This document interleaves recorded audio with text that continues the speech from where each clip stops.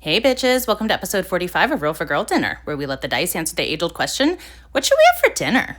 Today we'll be using these dice. These are my dice. I call them girl dice. Now let's get started with a roll for protein. 10. Roll 2 dice. That's a 2 for pork liver confit and an 8 for edamame. Today we'll be using Enoff pork liver confit. It's very mild and savory, and frankly, I eat it with a spoon when nobody's looking. I've also got this pre-shelled edamame that I have by the pound in my freezer. Next up, let's roll for some cheese. 7. Provolone. Obviously, we're using Tillamook provolone. You won't catch me with anything else. And we already know from previous episodes that this goes great with the pork liver confit. Now it's time to roll for some vegetables. That's a 5 for mushrooms and a 12 for roll 2 dice. Ooh, double 8s for double cherry tomato. It does feel like we're headed in a bit of a salad-y direction, and if I get some salad dressing for sauce, we might just plain go there. Gimme. Moving on to the roll for carrier. 2. Seaweed. Heh, gimme. I don't know if these are actually structurally sound enough to really work in this context, but I'm always happy to see some seaweed snacks. Now let's roll for some Razzle Dazzle. That's a 3 for dill pickle spears and a 12 for sweet potato sticks. Obviously, it's going to be Grilla's pickles. You all know I'm a fangirl.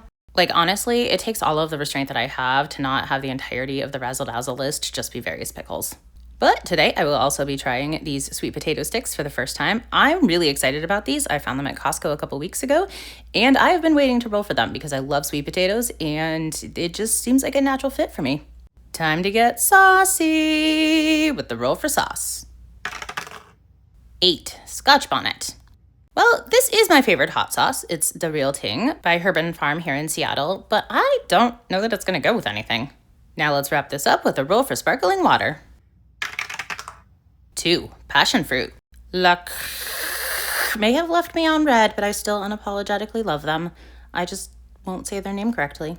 Thanks to those double rolls, we've got a whole lot going on here. But first, let's get our sparkling water poured, and our leftover coffee, of course. And someday I might even learn to stop referring to myself with the royal we. Not anytime soon, though.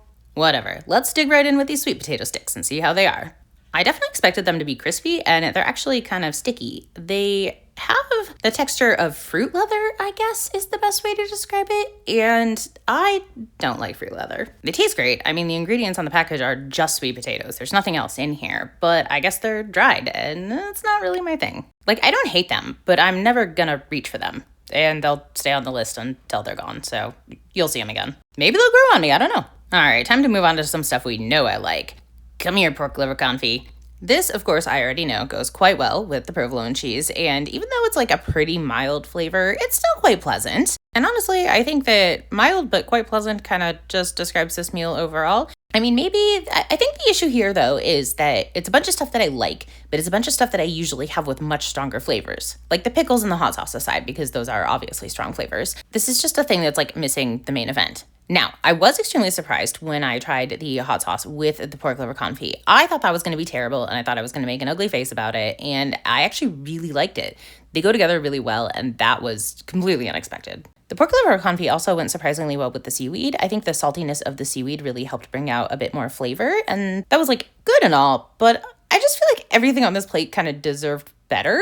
It just needed a main event to go with. And of course, we come to the point in the episode where I ask myself, if I were to play a character who would rate this girl dinner a perfect 10, who would I be?